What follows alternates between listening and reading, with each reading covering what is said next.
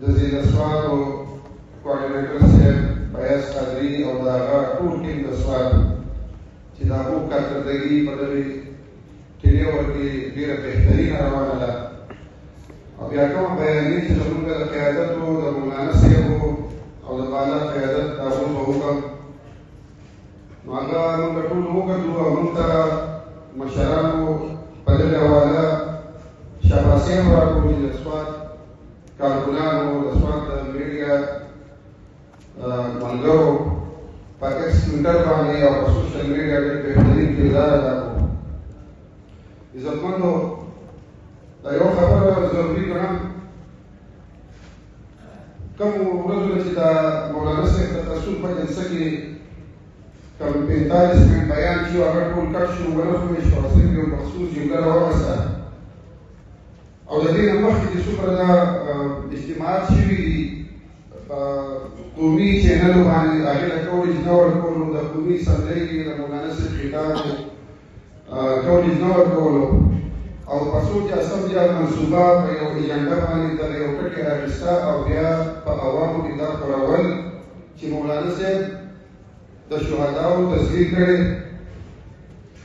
نو شکر الحمدلله چې زموږ د سوشل میډیا دومره فعاله او دومره مضبوطه وه چې د پاکستان په څه کې چې په ټوله دنیا کې په دغې ورځو کې چې ټویټر دا یو بین الاقوامي سطح باندې دا ټرینونه چې څومره دي دا هفته 10 ورځې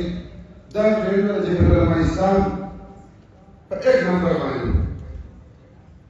دا زموږ لپاره ډېره د خوشحالۍ خبره ده. زموږ کارکون منظم هم دی فعال هم دی او په سوشل میډیا کې د چا نه پاتې نه دی.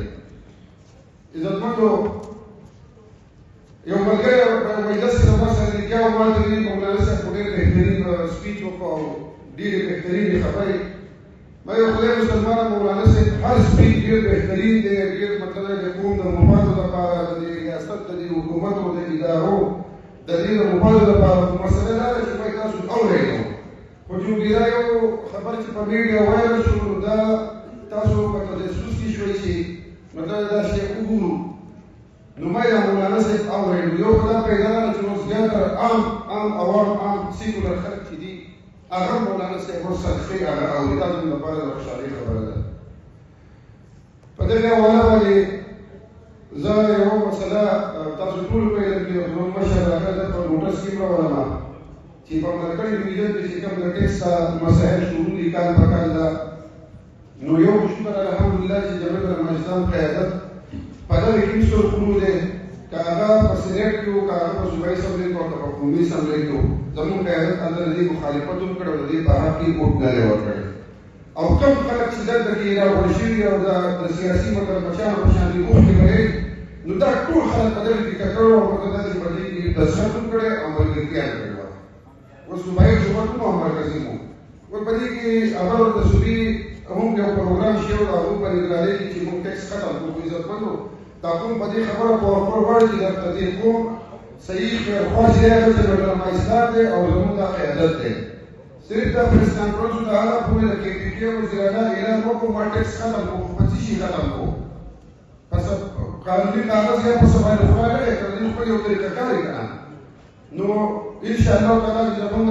قیادت مخکې هم ولاړ او د دې خپل قوم سره اوس هم ولاړي او بیا هم ولاړي